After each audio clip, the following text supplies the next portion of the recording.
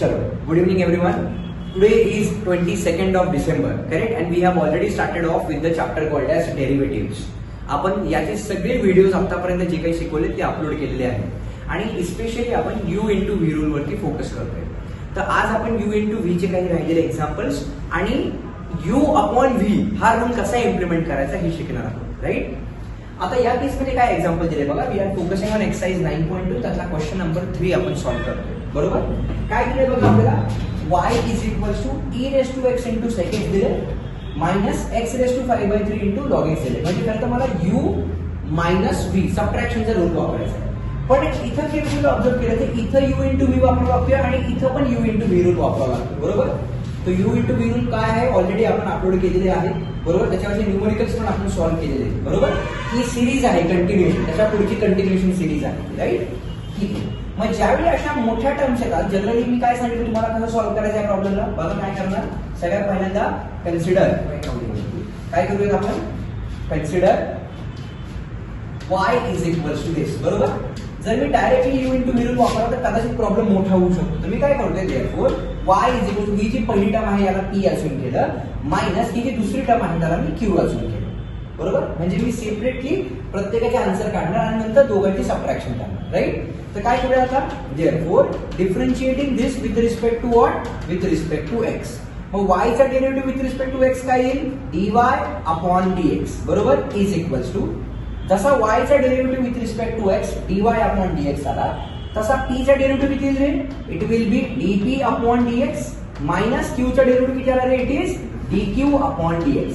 So this is what is my main ultimate area of interest. मला हे solve करायचं.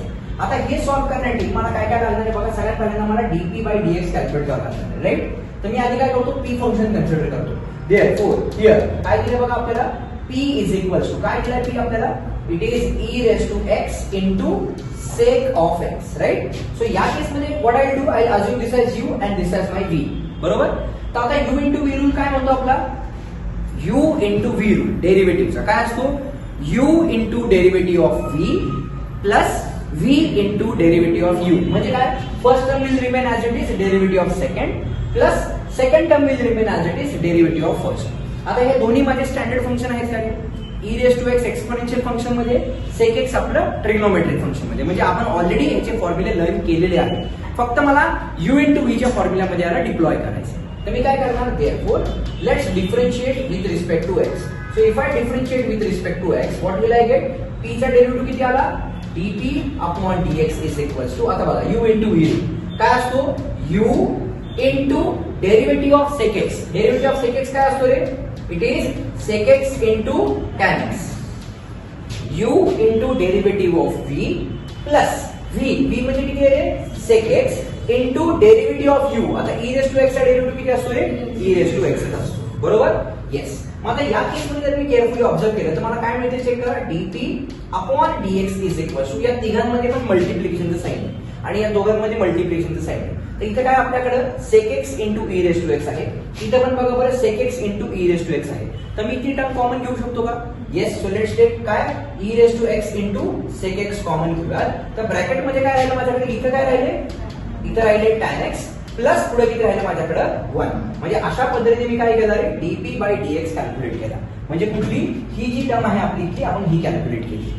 आता मला काय करायचंय, dq बाय dx कॅल्क्युलेट करायचं. त्यासाठी मला काय करायला लागेल, आता q कन्सिडर करावं लागेल, right? So let's consider q. नाव काय दिलंय q सांगा बरं मला, q is equal to x raise to 5/2 into काय दिलंय, log x, बरोबर? 5/3 आहे का, okay. x raise to 5/3 into log x. म्हणजे या केसमध्ये मला काय करायला लागेल, I need to consider this particular term as u and this as v. आणि पुन्हा याच्यामध्ये u इंटू v रूल वापरावा लागेल, बरोबर?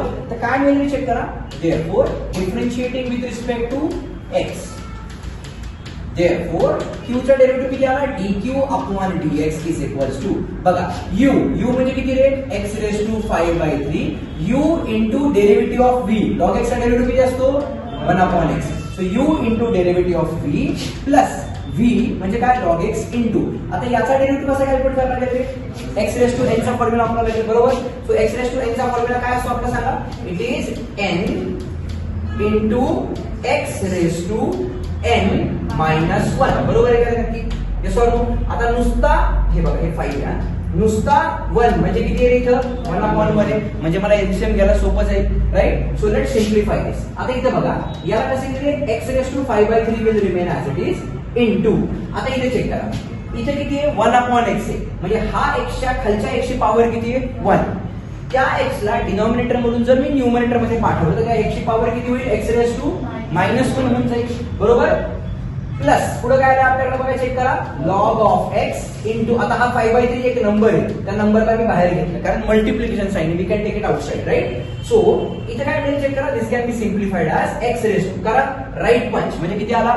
5. एलसीएम घ्यायचं थोडक्यात. राईट पंच मायनस लेफ्ट पंच अपॉन फ्रंट पंच किती आले ते? 5 - 3/3. बरोबर आहे का नाही? म्हणजे जर याला सिम्प्लिफाय केलं तर आता इथे बघा, या पर्टिक्युलर स्टेपसाठी मला लॉ ऑफ इंडक्शन्स वापरावं लागतं. काय म्हणतो? जर पहिल्याचा बेस a असेल आणि पॉवर m असेल, दुसऱ्याचा पण बेस a असेल आणि पॉवर n असेल, म्हणजे दोघांच्या पॉवर वेगवेगळ्या बरोबर आहेत का नाही? आणि दोघांचा बेस सेम आहे, इथं a बेस आहे, इथं x बेस आहे, तर त्या केसमध्ये काय होतं? आपल्या दोन्ही ज्या पॉवर्स आहेत त्यांची ऍडिशन होते. आता या केसमध्ये माझा n निगेटिव्ह आहे, बघा बरं, n निगेटिव्ह आहे. मग जर n निगेटिव्ह असेल तर त्या केसमध्ये माझे दोघांची काय होणार आहे? सबट्रॅक्शन होणार. म्हणजे काय मिळते चेक करा, therefore dq/dx is equal to. आता या दोन्ही x चा मिळून काय मिळणार आपल्याला? एकच x मिळणार आहे, so I right it as x. आता दोन पॉवर काय होतील आपल्याला? सबट्रॅक्ट होतील, म्हणजे किती? 5/3 मायनस 1. आता नुसता 1 म्हणजे पुन्हा 1/1, बरोबर? प्लस पुढे काय राहिले बघा, चेक करा, 5/3 into log of x into x⁻² वरती किती आलं रे? 2/3. आपण आता चेक केले, 5/3 मधून 1 गेला तर किती राहतो रे? 2/3 राहतो, बरोबर? म्हणजे इथे काय मिळालं चेक करा, this can be simplified as dq/dx is equal to x⁻²/3 plus इथे किती आलं? 5/3 into log x into x⁻²/3. काय दिले कॉमन दोघांमधून? x⁻²/3 दोघांमधून कॉमन येऊ शकतो, बरोबर? म्हणजे काय मिळेल आपल्याला? Therefore this can be simplified as dq/dx is equal to x⁻²/3. I will take common, इथं काय राहिलं? 1 प्लस पुढे किती राहिलं आपल्याकडे? 5/3 इंटू लॉग ऑफ x. ही पूर्ण टर्म राहिली, ज्याला मी म्हटलं की मी dq/dx कॅल्क्युलेट केलं, बरोबर आहे का इथपर्यंत? ओके नाही? म्हणजे आपण dp/dx सेपरेटली कॅल्क्युलेट केलं, dq/dx पण सेपरेटली कॅल्क्युलेट केलं, बरोबर? याला म्हणतात आपण इक्वेशन नंबर 2. आता आपल्याला काय करायचंय? या दोघांची म्हणजे याच्यातून ते इक्वेशन सबट्रॅक्ट करावं लागेल, म्हणजे मला फायनली dy/dx मिळणार. तर मी काय करणार? याला सिम्प्लिफाय करणार. Therefore this can be further simplified as finally काय करूया आपण बघा, चेक करा, फ्रॉम इक्वेशन 1 to 3, बरोबर? काय मिळालं आपल्याला? dy/dx. याचा आन्सर काय सांगा बरं?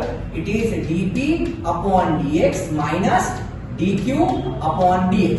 Therefore dy/dx is equal to, आता बघा dp/dx किती आलं? dp/dx कुठे आलं इथं? हे बघा, e⁻x sec x आणि tan x plus 1, right? So this is e⁻x into sec x into bracket काय आलं आपल्याकडं? tan x plus 1 minus dq/dx काय आलं आपलं बघा? x⁻²/3 1 plus 5/3 log x minus इथे काय आलं? x⁻²/3 into bracket 1 plus 5/3 times log of x, बरोबर? याला मी कंप्लीट बॉक्स करणार आणि हे झालं माझं फायनल रिक्वायर्ड सोल्युशन. म्हणजे आपण अशा पद्धतीने u इंटू v रूल कसा वापरायचा हे सक्सेसफुली पाहिलं. याच क्वेश्चन मध्ये 2 एक्झाम्पल तुम्हाला ऑलरेडी होमवर्कला दिले होते. सो नाव आय अज्युम की तुम्हाला हा कॉन्सेप्ट क्लिअर झाला. कळालं नक्की सर्वांना? भले हे लेंथीयर असेल, dp/dx फाइंड करा, dq, पण याच्यामध्ये चुकायची प्रोबॅबिलिटी कमी असते. त्याच्यामध्ये एक जरी स्टेप आपली मिस झाली ना तरी 100% चूक होण्याची पॉसिबिलिटी वाढते. कधी? जर तुम्ही डायरेक्ट डिफरन्शिएट केलं तर. त्यापेक्षा सेपरेटली करा, दोघांना मर्ज करा, it will be helpful. Okay, नक्की डन.